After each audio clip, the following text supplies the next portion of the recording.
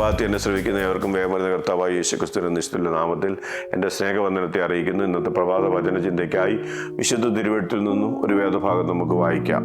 റോമാലേഖനം 9-ാം അധ്യായം 23-24 വാക്യങ്ങൾ. കരുണാപാത്രങ്ങളായ നമ്മിൽ തൻ്റെ തേജസ്സിൻ്റെ ധനം വെളിപ്പെടുത്തുവാൻ ഇച്ഛിച്ചിട്ട് നാശയോഗ്യമായ കോപപാത്രങ്ങളെ വളരെ ദീർഘക്ഷമയോടെ സഹിച്ചു എങ്കിൽ. ഇവിടെ രണ്ട് പാത്രങ്ങളെ പറ്റിയാണ് കാണുവാൻ സാധിക്കുന്നത്. ഒന്ന് കോപപാത്രം, the vessels of wrath, and കരുണാപാത്രങ്ങൾ, ദ വെസൽസ് ഓഫ് മേഴ്സി. കരുണാപാത്രം, കോപപാത്രം. കോപപാത്രം എന്ന് വെച്ചാൽ എന്താണ്?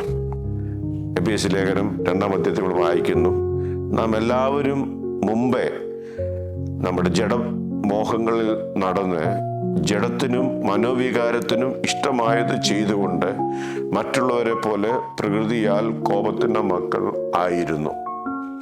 രക്ഷിക്കപ്പെടുന്നതിന് മുമ്പ്, ദൈവത്തിലാകുന്നതിന് മുമ്പേ ഉള്ള ഒരു അനുഭവത്തെ പറ്റിയാണ് ഇവിടെ പറഞ്ഞത്.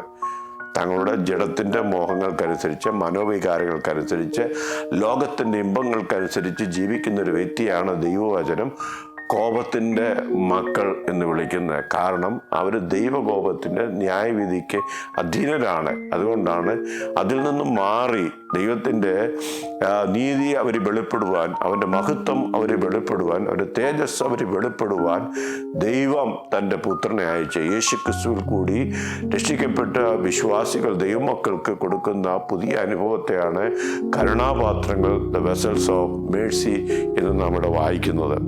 റോമാലേഖനം 9-ാം അധ്യായത്തിൽ നമ്മൾ വായിക്കുന്നു, 4-ാം വാക്യത്തിൽ വായിക്കുന്നു, അവർ ഇസ്രായേലിയർ പുത്രത്വവും തേജസ്സും നിയമങ്ങളും ന്യായപ്രമാണവും ആരാധനയും വാഗ്ദത്തങ്ങളും ഒക്കെ അവർക്കുള്ളതാണ്. പക്ഷേ അതിൻ്റെ അടുത്ത വാക്യത്തിൽ വായിക്കുന്നു, ഇസ്രായേലിൽ നിന്ന് ഉത്ഭവിച്ചവനല്ല ഇസ്രായേലിൽ നിന്നും അബ്രഹാമിൻ്റെ സന്തതിയാകിയാൽ എല്ലാവരും മക്കളൊന്നും വരികയില്ല.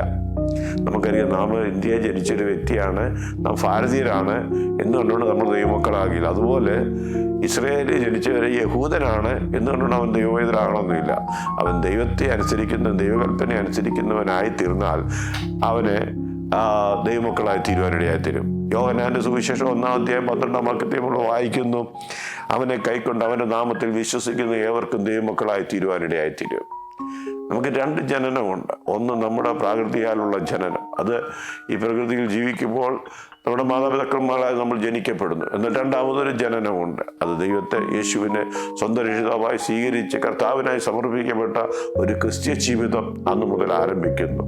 ബോൺ അഗെയിൻ എന്നുള്ള ഒരു സാഹചര്യത്തിലൂടെ നാം വീണ്ടും ജനനം പ്രാപിച്ച് ദൈവപൈതലായിട്ടുള്ളൊരു ജനനം.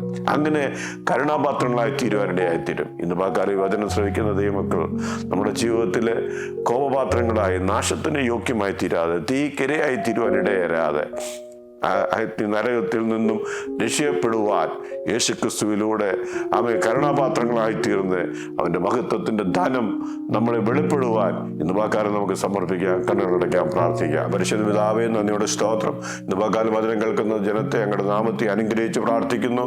കോപപാത്രങ്ങളായിരുന്ന ഞങ്ങളെ അങ്ങയുടെ മഹത്വത്തിൻ്റെ ധനം വെളിപ്പെടുവാൻ കരുണാപാത്രങ്ങളാക്കി തീർക്കുന്ന കൃപയ്ക്കായി സ്തോത്രം.